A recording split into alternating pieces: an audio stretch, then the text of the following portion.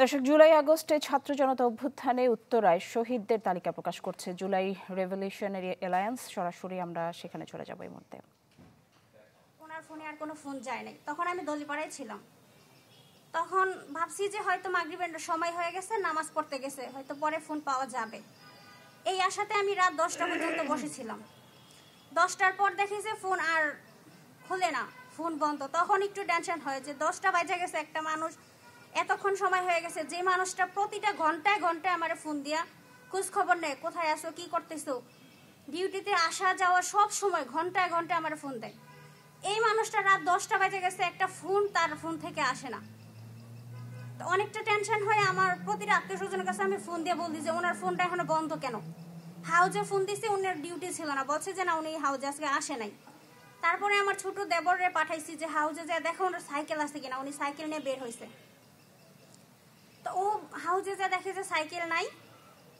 আমাদের অটো ছিল গ্যারেজে, ওইখানে আমি গেছি রাত 11টা বাজে, তখন 11:30 বাজে। তখন আমি গ্যারেজে যাইয়া গ্যারেজের যে মালিক ওনার জিজ্ঞেস করি যে উনি গ্যারেজে আসছিল কিনা।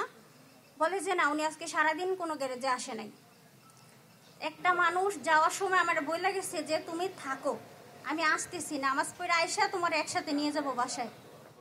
যাওয়ার সময় একসাথে আমরা গেছি, ওইখানে আমারে বলতেছে যে তুমি থাকো, আমি আসতেছি নামাজ পড়ে।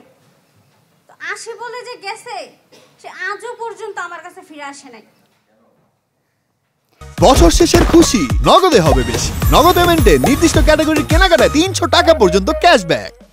এদিকে জুলাই আগস্ট অভ্যুত্থানে চট্টগ্রাম বিভাগে যারা শহীদ হয়েছেন তাদের পরিবারকে অনুদান দিচ্ছে জুলাই শহীদ স্মৃতি ফাউন্ডেশন। আরও জানাতে সরাসরি যুক্ত হচ্ছেন ইভেন অনুদান নিতে আসা শহীদ পরিবারের সদস্যরা কি বলছেন।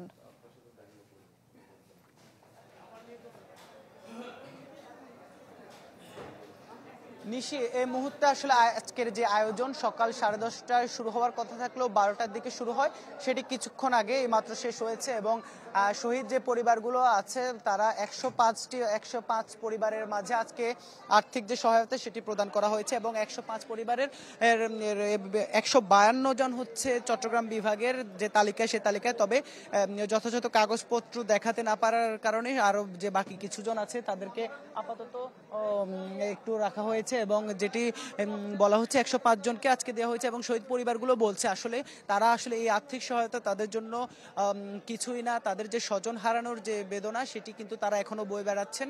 এবং খুনি যারা তারা কিন্তু এখন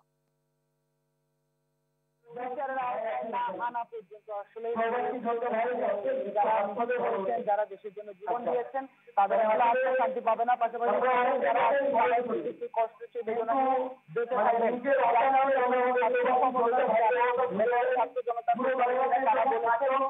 পুলিশের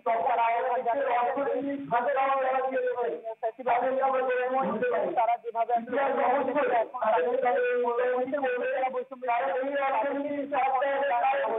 এবং সে